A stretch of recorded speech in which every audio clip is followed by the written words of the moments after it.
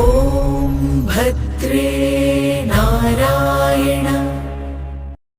എല്ലാവർക്കും പുതിയൊരു വീഡിയോയിലേക്ക് സ്വാഗതം. കേരളത്തിൻ്റെ തനിമയും ഐശ്വര്യവും വിളിച്ചോതുന്ന ഒന്നാണല്ലോ നെറ്റിപ്പട്ടം. പണ്ട് ആനകളുടെ അലങ്കാരമായി മാത്രം കണ്ടിരുന്ന നെറ്റിപ്പട്ടം ഇന്ന് മിക്ക വീടുകളിലും ഒരു അലങ്കാര വസ്തുവായി മാറിയിട്ടുണ്ട്. എന്നാൽ നെറ്റിപ്പട്ടം വെറുതെ ഒരു ഭംഗിക്ക് തൂക്കേണ്ട ഒന്നാണോ? ഇതിന് പിന്നിലെ വിശ്വാസങ്ങളും വാസ്തുപരമായ കാര്യങ്ങളും എന്തൊക്കെയാണെന്ന് ഇന്നത്തെ വീഡിയോയിലൂടെ നമുക്ക് നോക്കാം.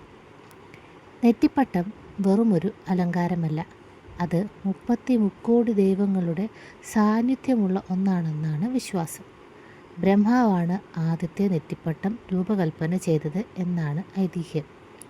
ഇതിലെ ഓരോ കുമിളകളും ഗണപതി, ത്രിമൂർത്തി, സപ്തർഷി, അഷ്ടവസുക്കൾ, നവഗ്രഹങ്ങൾ എന്നിവയെ പ്രതിനിധാനം ചെയ്യുന്നു.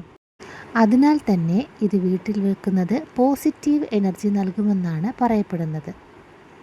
ഇനി നമുക്ക് വീട്ടിൽ വെക്കുമ്പോൾ ശ്രദ്ധിക്കേണ്ട കാര്യങ്ങൾ എന്തൊക്കെയാണെന്ന് നോക്കാം. ഒന്നാമത്തേത് സ്ഥാനം. നെറ്റിപ്പട്ടം എപ്പോഴും വീടിൻ്റെ കിഴക്ക് അല്ലെങ്കിൽ പടിഞ്ഞാറ് ദിശയിൽ തൂക്കുന്നതാണ് ഉത്തമം. നിലത്ത് തട്ടാത്ത വിധത്തിൽ കൃത്യമായ ഉയരത്തിൽ വേണം ഇത് സ്ഥാപിക്കാൻ. ദൈവീകമായ സങ്കല്പമുള്ളതിനാൽ നെറ്റിപ്പട്ടത്തിൽ പൊടി പിടിക്കാതെ എപ്പോഴും വൃത്തിയായി സൂക്ഷിക്കണം. സാധാരണയായി പൂമുഖത്തോ ലിവിംഗ് റൂമിലോ ആണ് ഇത് വയ്ക്കാറുള്ളത്.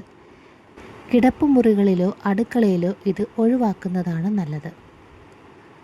വാസ്തുപ്രകാരം ശരിയായ രീതിയിൽ നെറ്റിപ്പട്ടം സ്ഥാപിക്കുന്നത് വീട്ടിൽ ഐശ്വര്യവും സമ്പത്തും കൊണ്ടുവരുമെന്നാണ് വിശ്വസിക്കപ്പെടുന്നത്.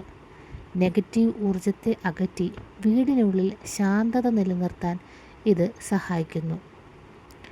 അപ്പോൾ വെറുമൊരു ഷോക്കേസ് ഐറ്റം എന്നതിലുപരി നമ്മുടെ പാരമ്പര്യത്തിൻ്റെയും വിശ്വാസത്തിൻ്റെയും ഭാഗമാണ് നെറ്റിപ്പട്ടം. നിങ്ങളൊരു നെറ്റിപ്പട്ടം വാങ്ങാൻ ഉദ്ദേശിക്കുകയാണെങ്കിൽ ഈ കാര്യങ്ങൾ കൂടി ശ്രദ്ധിക്കുമല്ലോ. ഈ വീഡിയോ ഉപകാരപ്രദമായെങ്കിൽ ലൈക്ക് ചെയ്യാനും ഷെയർ ചെയ്യാനും മറക്കരുത്. ഇതുപോലെയുള്ള കൂടുതൽ വീഡിയോയ്ക്കായി ചാനൽ സബ്സ്ക്രൈബ് ചെയ്ത് സപ്പോർട്ട് ചെയ്യുക. നന്ദി.